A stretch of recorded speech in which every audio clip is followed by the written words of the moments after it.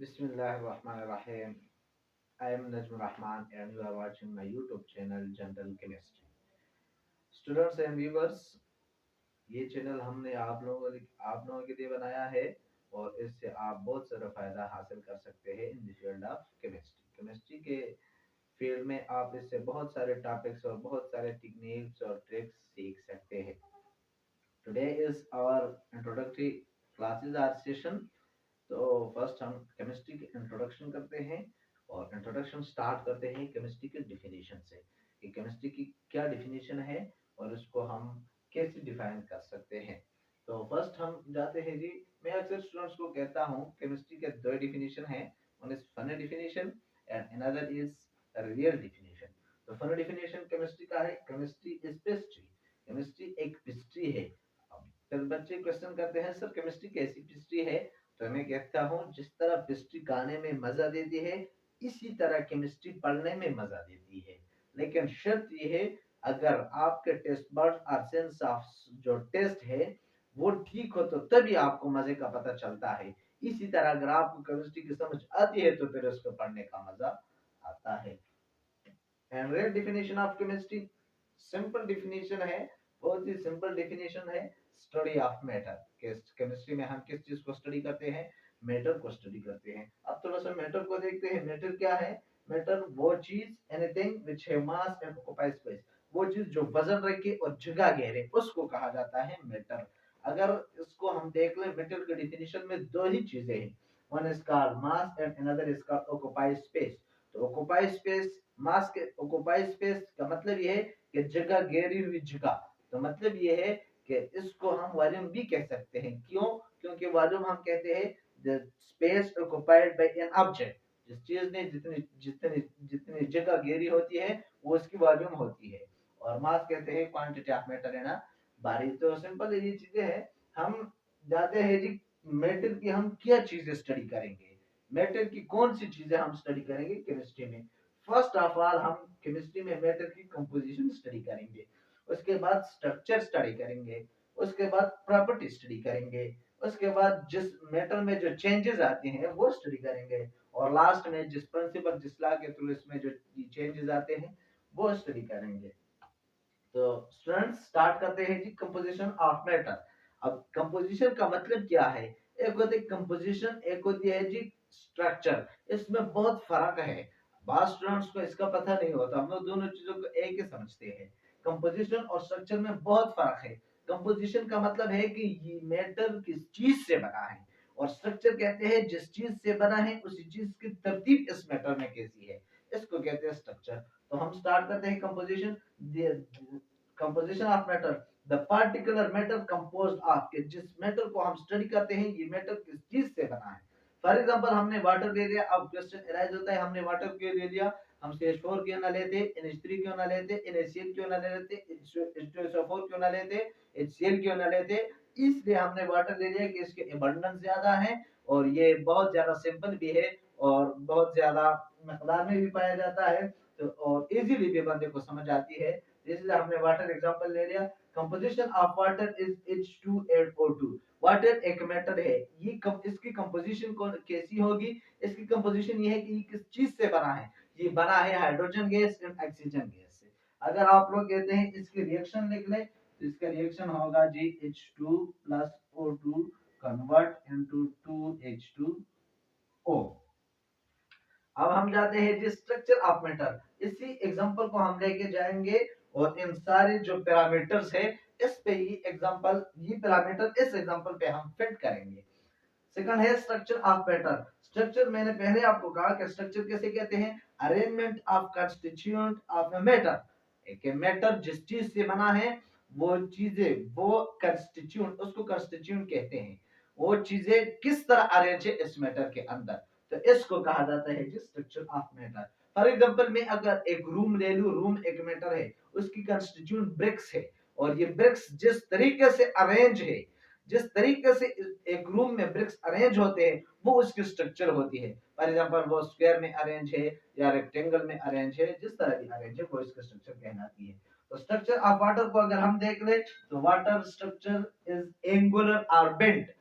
Angle between angle S में है 104.5। इसी तरह अगर हम मीथेन की बात करें CH4 की, तो इसका स्ट्रक्चर है टेट्राहेड्रल 109.5।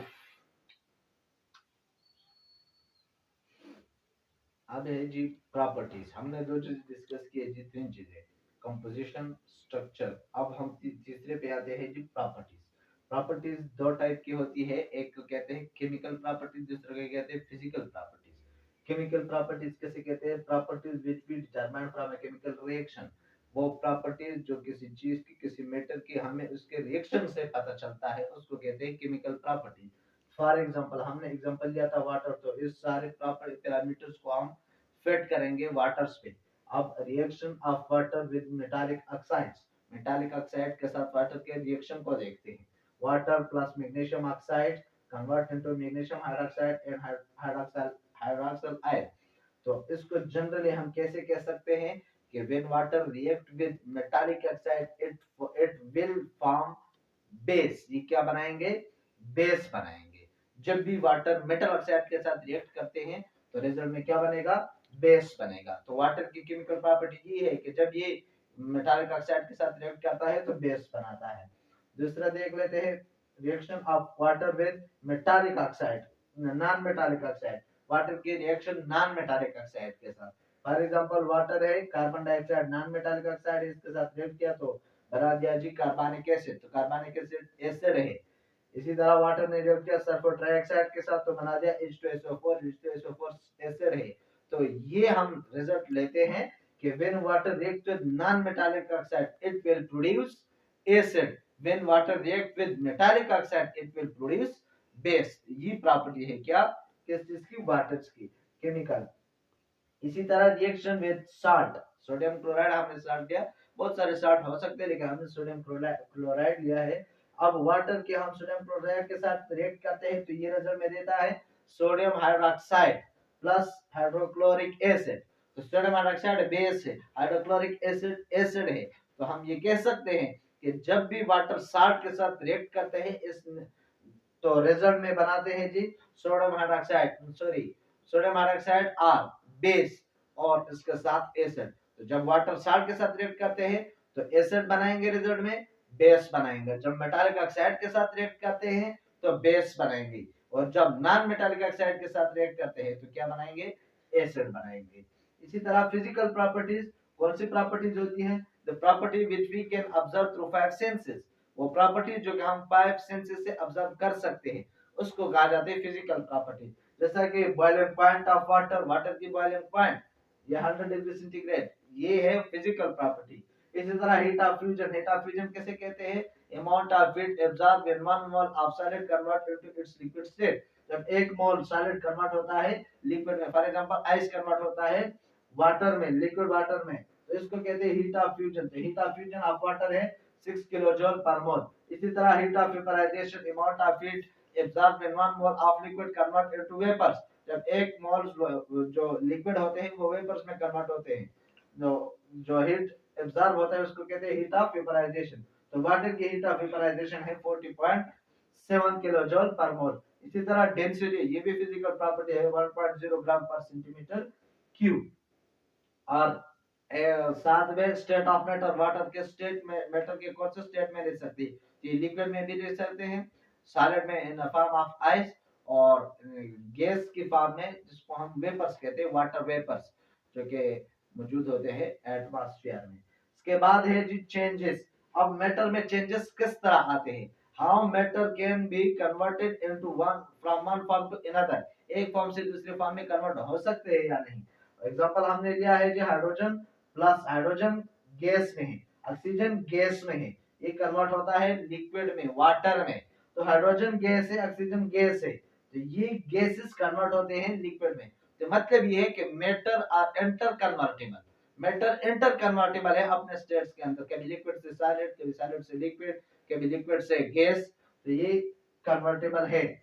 इसी तरह दूसरा एग्जांपल है G magnesium, magnesium solid state में है, और साथ में है जी ऑक्सीजन, ऑक्सीजन है गैस स्टेट में, और रिजल्ट में देते हैं मैग्नीशियम ऑक्साइड जो कि किस स्टेट में है? सॉलिड में है। तो ये सॉलिड और गैस मिलते हैं और क्या बनाते हैं जी? सॉलिड बनाते हैं।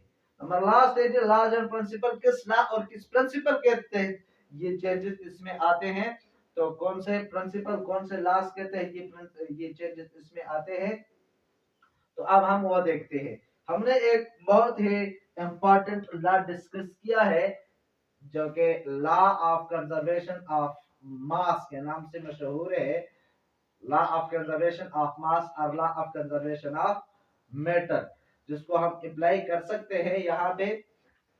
Law of conservation of mass और law of conservation of matter ये कहती है कि matter not created not destroyed, matter not created not destroyed, matter न कम खत्म होता है न कभी क्रिएट होता है, लेकिन एक फॉर्म से दूसरे फॉर्म में कन्वर्ट हो सकता है। लेकिन ये रिलीजियसली और ये बिल्कुल अपोजिट है इस्लाम के, लेकिन हम अपने साइंस में इसको जरूरत के तौर पर इसको यूज कर सकते हैं और इसको पढ़ते हैं। ठीक है, फॉर एग्जांपल कैसे एक फॉर्म से दूसरे फॉर्म में कैसे कन्वर्ट होता है, इधर से भी हमें पता चलता है कि जितने हाइड्रोजन इधर थे उतने इधर भी होंगे, जितने ऑक्सीजन इधर थे उतने इधर भी होंगे। समझ आ रही है? Law of conservation of mass ये कहती है, for example H2 plus 2H2O, ये कहती है कि जितने कंसंट्रेशन जितनी अमाउंट के जो रिएक्टर्स होंगे उतने अमाउंट्स के प्रोडक्ट्स होंगे। फॉर एग्जांपल इस रिएक्शन में अगर हम देख ले तो इसमें हाइड्रोजन की कंसंट्रेशन 2 है, ऑक्सीजन की कंसंट्रेशन भी 2 है, इसमें हाइड्रोजन की कंसंट्रेशन कितनी है 2 है, और इधर भी ऑक्सीजन की कंसंट्रेशन कितनी है 2 है।